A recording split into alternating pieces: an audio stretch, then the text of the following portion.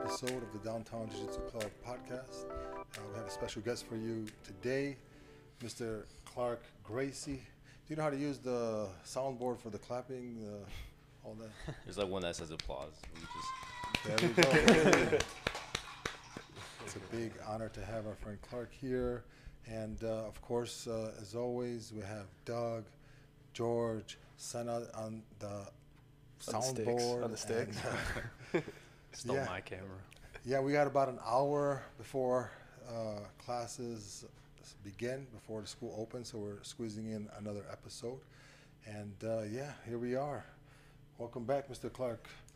Thank you so much, Mr. Redzovic. It's a pleasure to be back here in Chicago at the center of everything here in the Loop.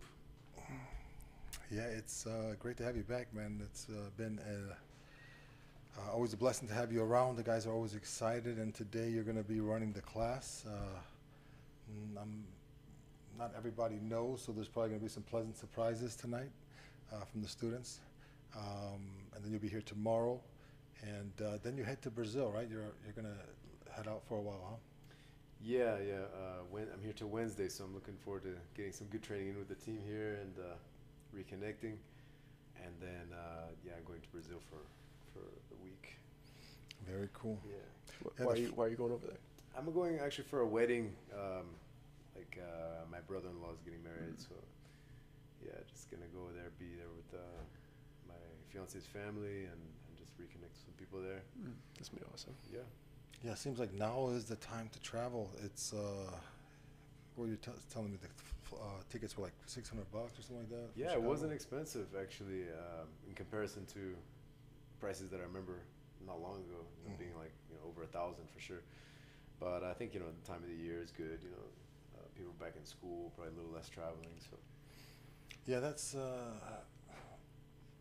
we've done a camp together before, and in Bosnia, and that was a factor. Like getting the tickets before those summer prices spike. Yeah. The weather's still good, like right before summer, a little bit after September. It's usually the best time to travel. Ibro is actually doing that right now. He's in Bosnia. Yeah, for a wedding. So yeah, I've been actually talking with some of the guys, and that is something we have officially put on our agenda. We're going to try to do another Bosnian camp. I've been meaning to organize something in San Diego, to take the guys towards you, and that's something that we want to make an annual thing. So for those of you watching, keep an eye out for that information. We're going to start talking about it, organizing it now. It's probably going to be right around March, April, again, before the summer ticket spike. So, yeah, super excited about that. It seems like things are more and more normalizing, at least here in Chicago. How about by you over there? yeah, California's at least San Diego, let's say, is pretty much fully open. People are much more comfortable coming back to Jiu-Jitsu, which I noticed, which is affecting me directly, and it's great to just see the faces come back, and also new faces of people that just want to get out there. But a lot of people are vaccinated now, so I think people are feeling more comfortable as well.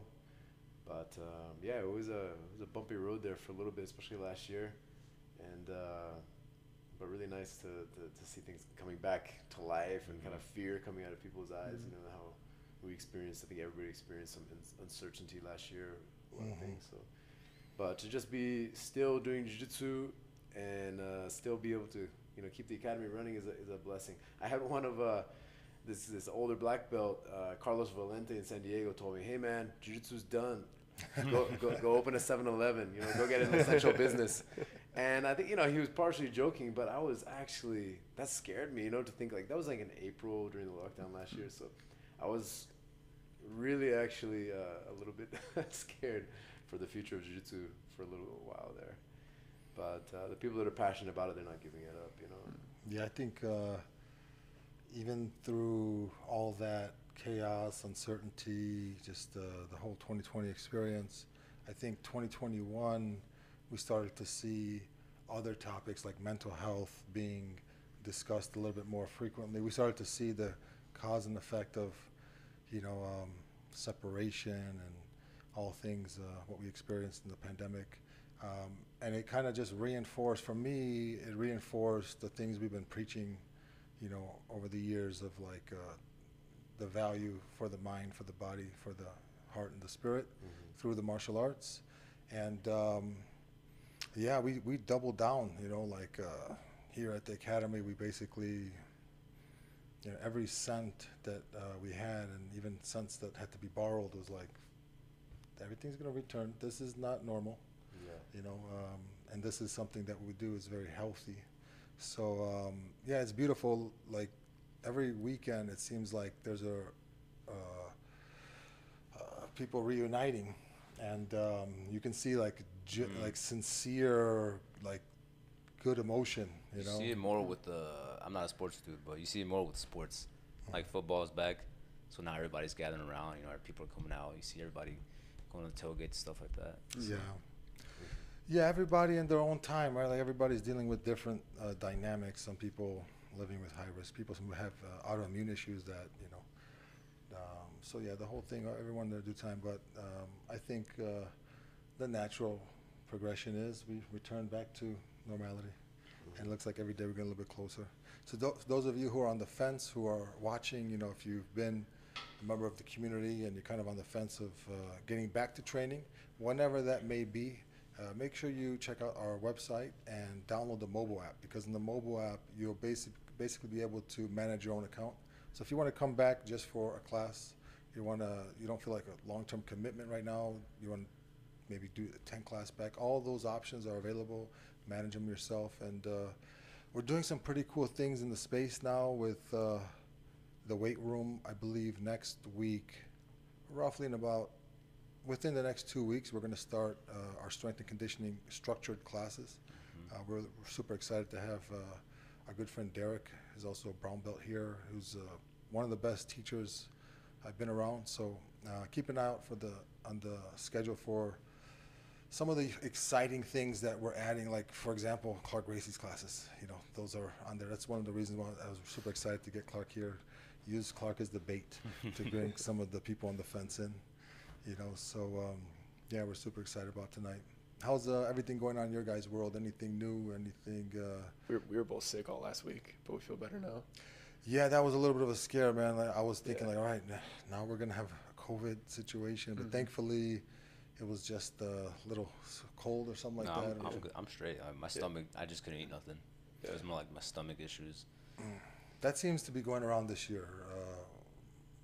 A lot of people having like stomach things that kind of. I'll never get sick. Never. Yeah, I messed up. I worked out. I took a 10-minute ice bath, and it was cold that day. So I walked to work from that after a 10-minute ice bath. And once I got here, we played a spike ball for an hour straight, and I sweat again. And then right when I sat down, I was like, uh-oh. I'm definitely, like, I felt it. And the next 3 days, I was just toast. What is that? That's like your central nervous system. Central nervous system. You can feel it, right? Like. Yeah, your whoop thing, bro. How did that? Oh, it was like 17 for one day. Really? And then I got a nurse to come to my house and give me an IV, like with all like because I didn't know if it was COVID or not, and I was like, all right, let's get ahead of this thing. Mega dose of vitamin C, vitamin D, like all this stuff. And then the next day, I was like back up in the 80s. I still felt iffy, but it was like. Yeah, it was awesome though. They just pull up and just the whole intravenous bag. What company was that? The IV doctor. IV doctor. I've heard about that. Yeah, that's cool. When you sent me Snapchat, I was like, what is this dude doing? My mom was like, what are you doing? Like, what? Yeah, that's become a thing now, right? There's these clinics that are in California. It's been a thing, right? There's so many of those centers for healing. I went to do an IV drip in LA once. It seems like they market to the hangover crowd a lot, and they have a bag called the Hangover. Oh yeah, that's bring you back to life. But yeah, I mean, we have to acknowledge that vitamins play a role, right? Minerals play a role. Yeah, for me, I think I had. They take your blood pressure, I think, when they gave you that. Did they take it? Yeah, if your blood pressure is too high, they don't give it, right? Because it increases the blood pressure. Yeah, I had high blood pressure, and we're fine for like 20 minutes. All right, sit down, and breathe this oxygen in, and so we ended up getting the blood pressure down. Ended up getting the IV But yeah, I seem to be sensitive to B vitamins. And, Oh, yeah. yeah, every time I get too many like B12, then I get a little bit of joint flare up and stuff. But I guess we got to figure that out, right? Everybody's different, and we got to figure out what makes us, flare up or feel good. And yeah, it seems to be B vitamins for me. How about you guys? You have anything that you for sure avoid at all costs? Like, I know for Meek it was if he eats some. Oh, he eats like shrimp, I think. Shrimp. Yeah. Face blows up or something. Or maybe salmon, I forgot. No, I think it was salmon. I think it's the antibiotics that they feed the shrimp. Mm-hmm. That's what I think he was. I don't stay away from much, except I'm allergic to tree nuts. I'm allergic because almonds are tree nuts, right? And I'll eat almonds, and my throat gets itchy and everything, but I'll still eat them. And I'm like, all right, maybe I shouldn't, but then I tried again. No, oh, cherries. I hate cherries. Really? Yeah, cherries. The black Really? ones. They make my teeth all, like, my gums itchy and, like, my throat. Oh, really? Yeah. See, for me, cherries is like a life source. No, They're I can't. anti-inflammatory. Every time someone tells me, like, knock it out of here, bro. Interesting. It's apples for me. If I eat Does apples, that get you itchy? No, my lips swell up. I look really weird. Oh. If I have a cut, it becomes a big fat lip. Yeah, like lip injections. Yeah. I look silly. How about you, Clark? Is there anything you strictly you can't touch? I know you're Man, pretty I think that lip thing, a lot of girls will be all about that. Trying out Yeah. like the I swear. getting applesauce and everything, apple spike industry. No, but man, I think I'm just kind of allergic to like dust.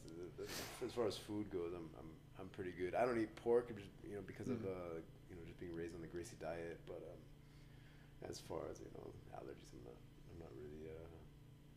I have experimented a lot with the whole idea of the Gracie diet and like not mixing certain foods, and a lot of it is just I heard my dad say, and certain diets they say like this is good for you, this is bad for you, but like you never really feel it that much, or especially me growing up, and a big thing was like, oh, I'll never eat bananas and bread or rice and potatoes in the same meal, things like that. And mixing the starches. yeah, or even acidic foods, and me thinking like, okay, is this all really make a difference or not? But then one thing that gets me every time, like I like pineapple, but if I eat pineapple with like a food, or if I have pineapple juice and I'm eating like a meal, I will feel it for sure. Like my stomach won't feel good after. And but I can eat pineapple alone fine, and that's actually part of the Gracie diet is like don't mix pineapple with anything else. You can only eat it by itself. That's interesting. What is it? What exactly is the Gracie diet? It's mostly about the combination of foods in a meal, just being able to absorb the nutrients easily into your system, and I think a lot of it goes around the idea of absorbing as much nutrients, but also being comfortable going out to like fight, and letting your metabolism just kind of work easy, not like make things hard and heavy for you, and when I think Jujitsu is a great tool. I think I tell people, what should I eat? I'm like, okay, I'm not a nutritionist, but if you go eat something and then you go train Jujitsu is that vehicle, is that tool that's telling you, hey, what you just ate doesn't feel so good right now. The guy has his knee in my belly, right? I'm like, and or I have to really escape this back position, and I'm, breathing heavy. Like your bodies will tell you at that moment, like, hey, this fuel you gave me isn't working for me too well. So I think Jiu-Jitsu is a great indicator of what you can eat and still feel good, and but that one thing that I didn't have to do anything and I still felt not so good was pineapple. Every once in a while I break the diet a little bit, and then maybe I'll feel nothing, I won't really notice, but pineapple was one thing. Yeah, pineapple like another like food, like rice or something, or like steak or something like that. Yeah, it's like salty foods. Or another time I had like a big glass of like orange juice. I was super thirsty, and then I had a meal with it, and then that also I just felt extremely bloated after, like uncomfortable just sitting there, So I think there is definitely something to it, like mixing or not mixing certain foods, acidity, pH balance, sugars, salts, That's the way I remember the diet was explained to me before, where there was a certain time where the Gracie family had to be pretty much on standby, because they were competing. A lot of times it was a random competition, like a challenge match type thing. So the idea was for them to just be ready. It could be a challenge knocking at your door. So the diet comes into play, right? Like if you're, always eating clean and light, you're ready to go. But is that kind of like the way it was explained to you? Yeah, you know, and just kind of keeping yourself ready all the time and constantly healthy. Like my dad said that, okay, everybody's eating whatever they want, but for example, everybody does Jujitsu. A lot of people doing Jujitsu, but there's that one guy that's doing the diet and doing Jujitsu. It couldn't hurt you, right? To like do a good clean diet and you know, that might be the one thing that separates you. And he would refer back to like that first generation of fighters in his family, his generation, saying that, man, they would do so well compared to the other guys that also know Jiu-Jitsu. So what was the real reason? Was it the technique that they just had like a little bit more refined, or could it possibly be that they were doing the diet and then that helped them a lot too with their performance? You know, and I think that definitely plays a role, just like lifestyle.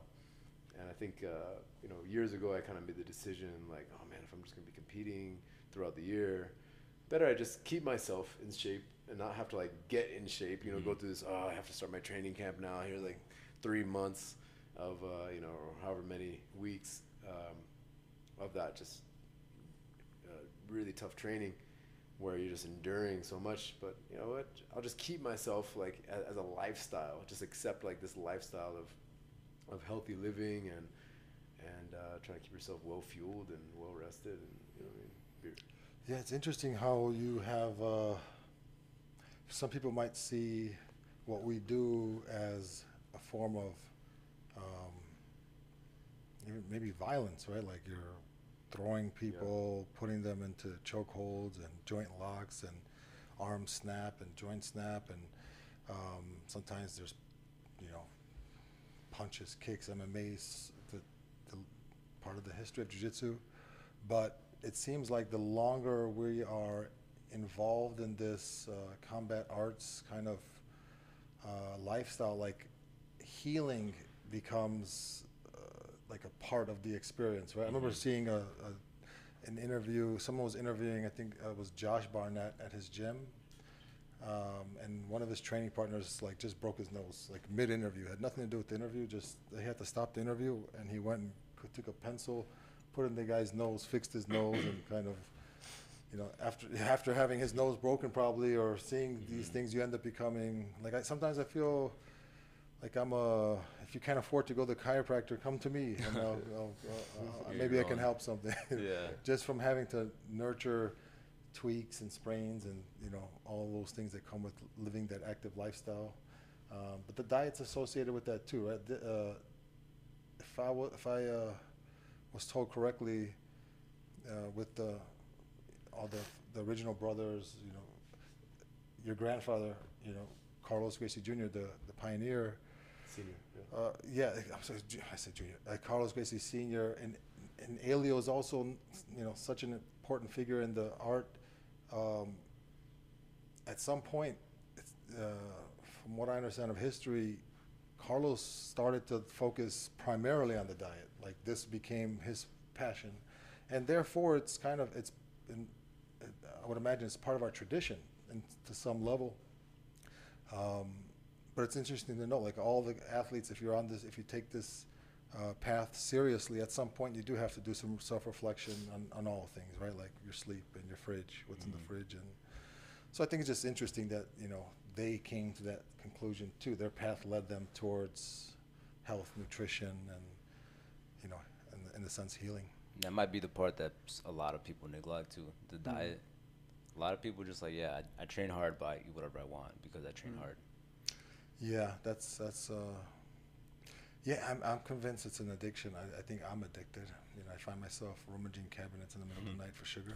Some pastries. Yeah, so I feel like if you're going to train hard and you have like aspirations outside of training as well, like any other aspects of in your life, any hobbies, I feel like you need to eat well to also have energy to do that, you know? Yeah. I don't think a lot of people understand that though. Like, yeah, if you're just going to fuel up and all you do is train, like, oh yeah, I got a 2-hour session and the rest of the day I just kind of like lay around, have tortillas, just get carbs and protein in, like you'll be good by tomorrow. But if you want to be like a high functioning person and like do business or hobbies or create stuff, like I feel like you have to fuel yourself properly.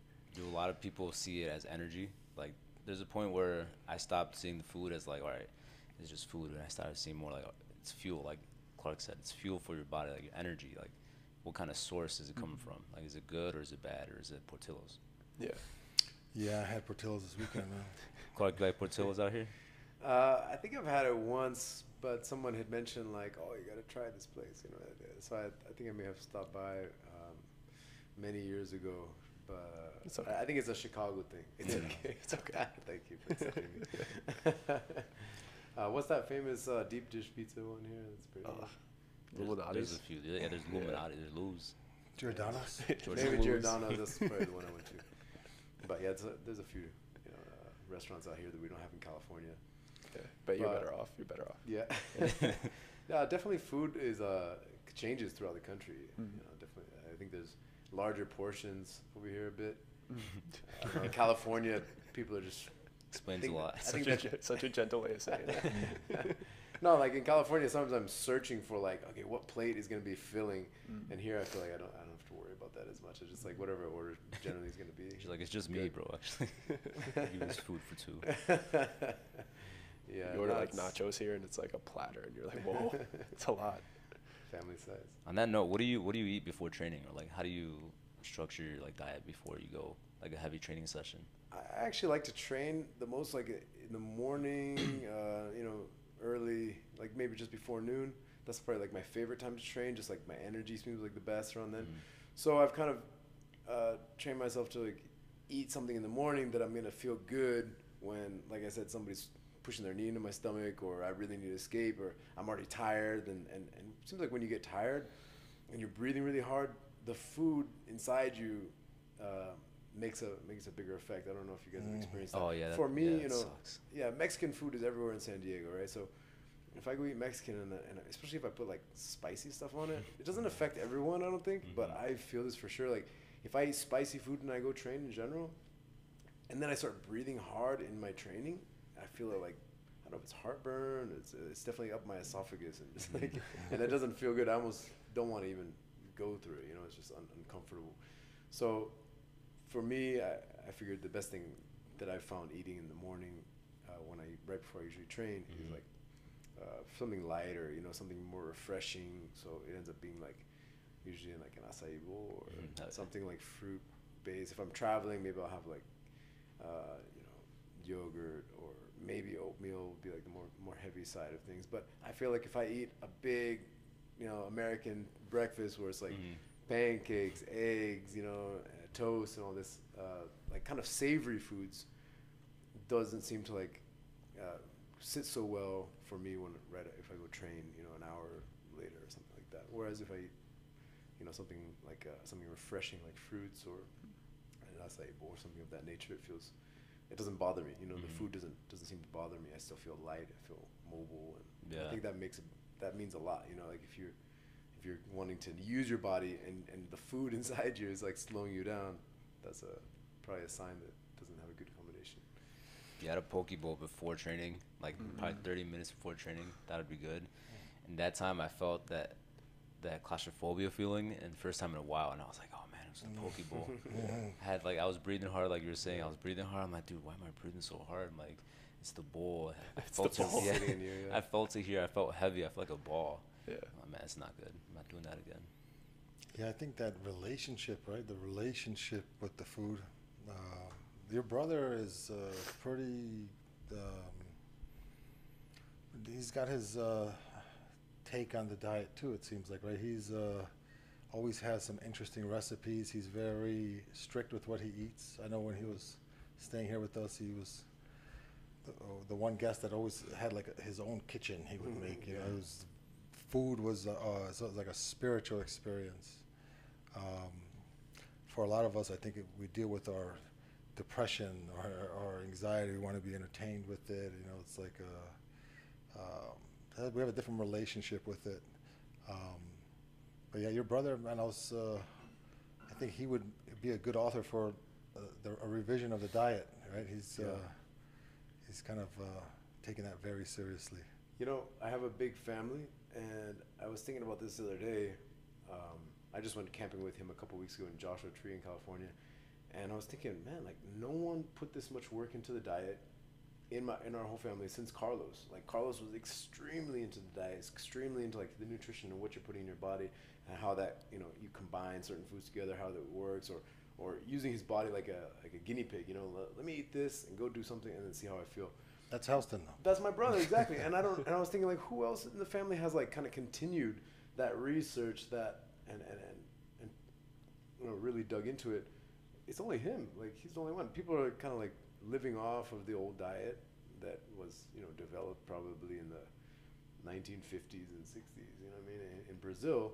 And even my dad will say, like, oh, the diet was very good at that time, but it makes sense extremely for people living in Brazil because certain foods are more accessible than they are now, or you know, there's different, the diets may be different here. So you kind of have to modify it, you know what I mean? Like, I travel a lot, I have traveled a lot, and I go to places where maybe you want to eat a certain thing, it's just not acceptable, we're not ready for you, you know what I mean? Where's your favorite place? You've been all over the world. What brings a fond memory to your mind of this good food, or one of my favorite places to be? Yeah, I mean, I have a hard time choosing favorites, but like, depending, I guess, for what, you know, for food, I really like Thailand and Italy, you know, like but they're very different types of foods, right? But I find the food in those two places amazing. You know, it depends what you're into, I guess, you know. Yeah, you can't go wrong there, right? That's usually people's top Grubhub choices, right? Like Thai food, Italian food. But yeah, I mean, you go to some places, the food can be good. People might love the food, and then, you know, for you it's very strange. You know, like you go deep into China, you're gonna find some foods that like don't really make sense in this Western world. Yeah, like our friend EJ. Yeah, I mean, the fact that I don't know, you probably I forget the name of this Filipino food. Maybe you know it. There's like that egg that like I don't know the name, but I've supposed been to forced be to, like I've been belong forced. That sounds right. The one that stinks. I think there's a tofu that stinks in China, but there's that people like rave about, but it smells terrible. And then there's in Philippines there's an egg that you when you eat the egg, I guess the chick inside is like partially developed, so you're crunching into like the bones a little bit, the beak, you know, like you might pull out a feather between your teeth, you know what I mean? Like the chick inside is like partially evolved. And I heard about that. And they're eating it like it's a delicacy, you know what I mean? It's brutal. But I had that at a Vietnamese New Year. You had that? You ate it? Oh, I tried. I couldn't. They're like, don't look inside of it. Just like stick the spoon in and just do it. I looked inside and I saw like a little baby, and I was like, I can't. Like, I just scraped the outside. I couldn't actually get in there. I'm just gonna take your arm. It's delicious. Oh, so you've experienced that, man. Sorry, little one. I'm sorry, little one. Nutrients. Yeah, but it's interesting. That's something I remember. Anthony Bourdain he had that philosophy of like, if it's offered to you, you have to eat it. It's just part of like being a respectful guest, and it's but he had that was such a great show, right? Like to go around and see all the different things that people would eat. I don't have that stomach. But for me, there's certain foods I just can't, like goat cheese. Goat cheese, I love goat cheese. Yeah, Some like me and you are crackers. completely different. Like liver. I love liver. You like liver, Clark? No way. You know, normally I would say probably no, but there is like that one dish in French cuisine called I forget what it's called now. It's like a pate. It's a pate. Pate. What's that? I don't even know what that is. It's like blended and then like made into like a cake. It's like a blended liver, okay. and they serve it really cold and with like a fig jelly or something. You like scoop it with a cracker. Oh, that sounds good. It's actually, for a long time I was looking at it like, that looks disgusting. You know, I mean, you don't even know what I'm eating right here. It's just like meat or a liver grounded up Meat into pudding. like a Looks pudding. like a little brown cake. It's like gross. Yeah. But that's actually really good if it's prepared properly. I think it's like a French dish. I feel bad I forget the name now, but it's pretty good. But just like the liver, just like that with like the onions. Nah. No. It's all good. I haven't done that. At all. You did you were at the Jujitsu camp in Turkey, the one what Etan. First time right? we went, first time I went. Any plans to go again down there? And meet that friend of yours again that organized everything? Nah, probably. I don't have any plans to go. I got invited back by that guy, right? I did a camp with Andre Galvão back at a beach resort. which was really nice, really fun to do. But no, I don't have any plans to go to Turkey at the moment. I mean, traveling for me is just kind of coming back again. I've been just traveling within the U.S. for the past year. I guess I kind of restarted last September. I think was the first time I started venturing out of California again. But with the pandemic and everything. So, but I'm actually going to Brazil for the second time since the pandemic, and that's really the only place I've been. Maybe Mexico. I went to Mexico too, but that's pretty much it. It's like 10 minutes from where you live. Yeah. 15. 15, yeah. But I miss it. We have affiliates in Asia, New Zealand, and these places are accessible. You can go, but you got to stay like 2-3 weeks quarantine, which there's no way. I mean, I'm not gonna stay in a hotel to do a 3-day camp in New Zealand. But I do miss that side of things and traveling, and miss the team that I would usually see once or twice a year. What would you guess? What's your pulse on do you think that by this time next year, traveling and all that stuff? I mean, we don't really know, right? There's so many things outside our control, but just based off of what you see and feel, like, what would you guess? This time next year, everything's normal? When things first started, I'd be like, okay, it's gonna last like 2 weeks, and now it's been quite a while. But things are loosening up, and I think, like some people have said, that probably COVID will, in the long run, be accepted just like the flu. Just like, oh, it's just one more thing we just gotta kind of watch out for, because it might not ever go anywhere. It might evolve, like it is mutating, but we can't stop the world, right, from functioning. And so I've seen like Europe open and close. I've seen multiple countries do that kind of thing, and I think we cannot avoid that our whole forever. So somebody mentioned to me that New Zealand might stay closed for the next 10 years.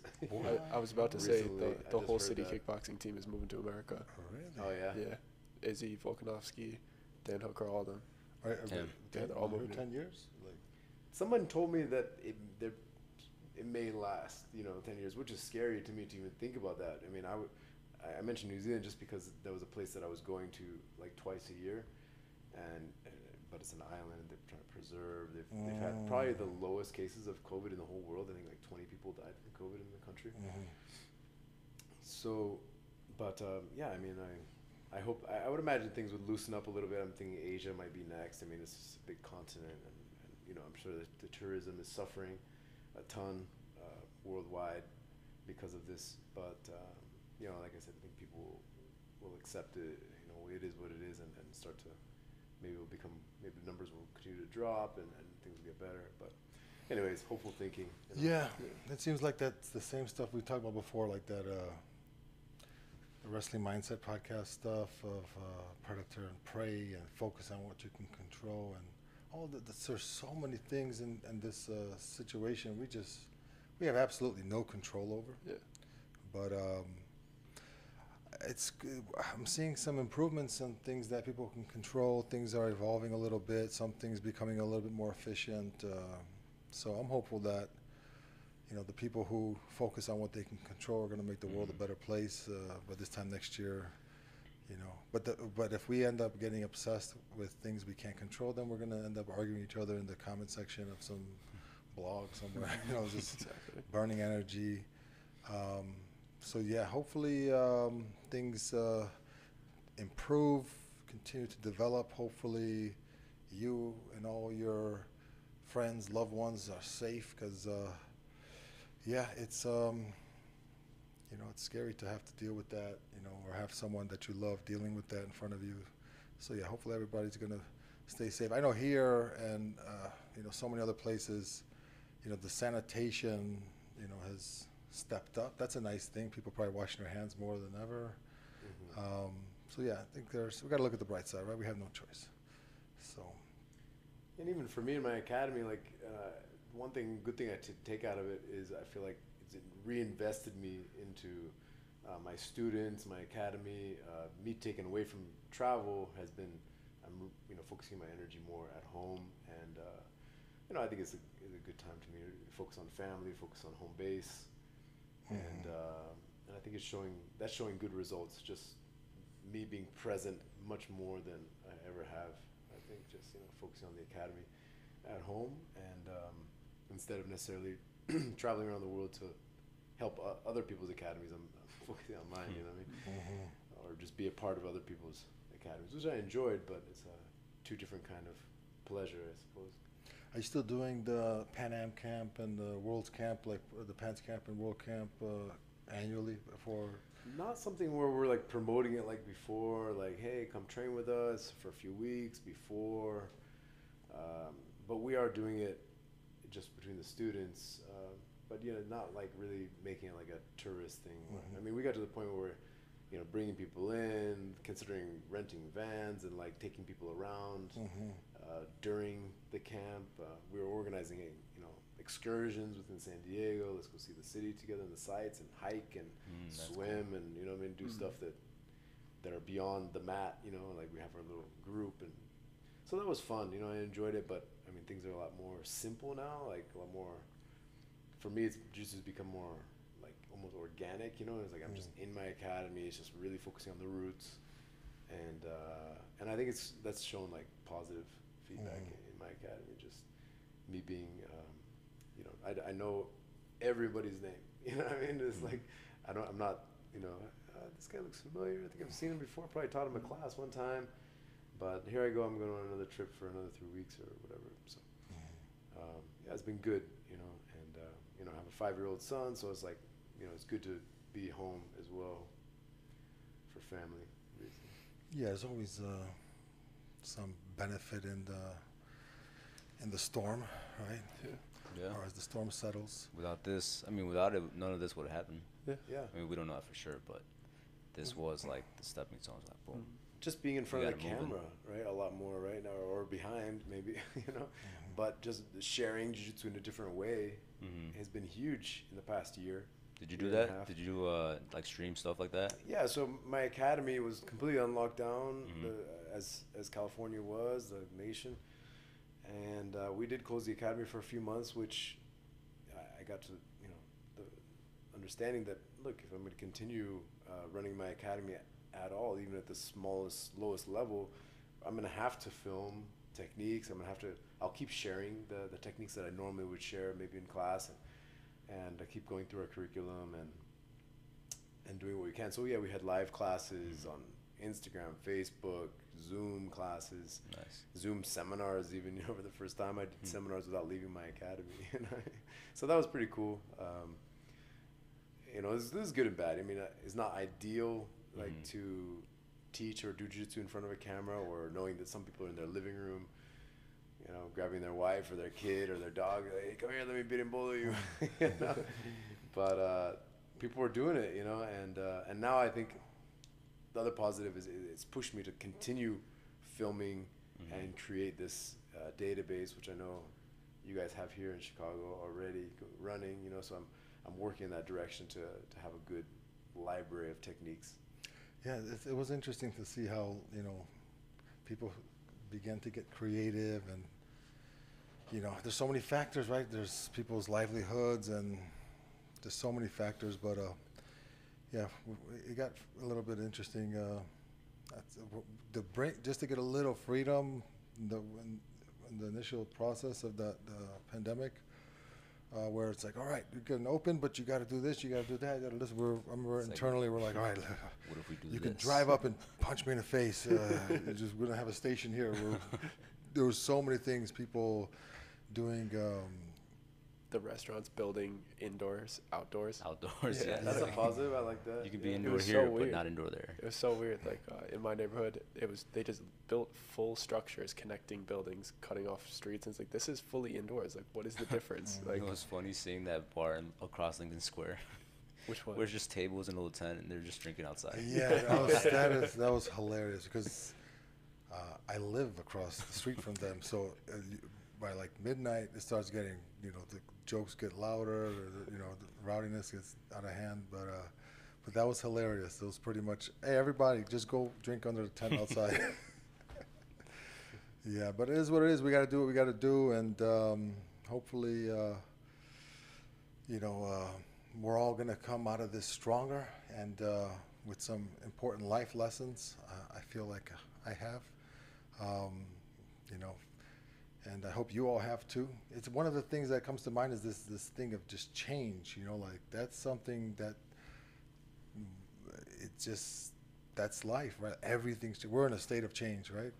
Baby, then old man, and everything in between. And sometimes when the change comes, there's a part of us that sometimes like resists it. You want to control it, but we're floating on a rock, right? In the middle of God knows where. We're not in control, you know.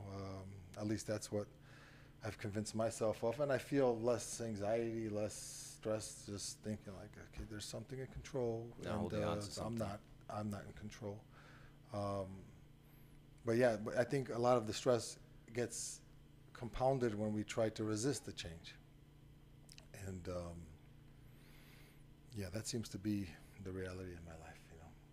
Got to go, flow with the go, right? Got to flow with the go. And yeah, I think, man, the Jiu-Jitsu help with that too, right? Like, you know, sometimes you see the guy who comes in, he wants to, the moment he doesn't have control, he just gets exhausted, right? And sometimes we accept reality and we go with the flow, and things work out really well if we're relaxed, right?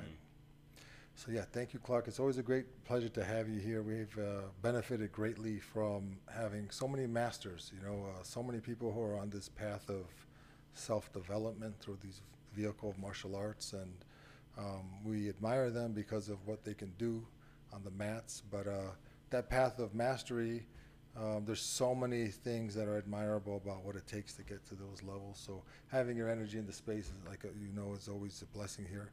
And yeah, we're looking forward. The class is about to start pretty soon, so we're going to wrap this show up. Thank you all for tuning in. If you're a viewer that's in Chicago and you're still on offensive training, just download the app, stay in touch, and whenever your heart feels like it's the right time, we'll be here hopefully for you. So reach out to us. And was anything else? So yeah, the platforms are going to be installed here in the weight room. We have some for Olympic lifting. We're excited about that.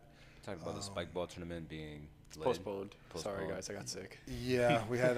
We all got sick. Want to make sure it wasn't COVID. Everything worked out good, but we're going to have to unfortunately reschedule that. More time to practice. Yeah, keep practicing because we're coming for you. And what else? Brick will be teaching Ibudo's classes for the most part, as Ibudo's gone for the next little under 2 weeks. And that's about it. Do you guys have anything? Do you have anything going on, Clark, you want to promote to the audience, or anything you want to get off your chest? No, I mean, it was just great to be back here, and I'm really excited to see, you know, the evolution of this academy as it's become Downtown Jiu-Jitsu Club, and how you guys are taking on the strength and conditioning, and just, man, this academy is like pretty much as pimped out as it can get, right? It's just, you guys got everything here, and I see your plans to do more and more, so it's really cool to just continue to be able to have the opportunity to come back here and share with you guys, and learn from you guys, and get inspired to do cool things in my academy as well. Thank you, my brother. Yeah, you and the family, this is, you know, the major influence in everything we do. So thank you, my brother. Thank you all for watching, and hopefully we'll see you back for another episode. Peace.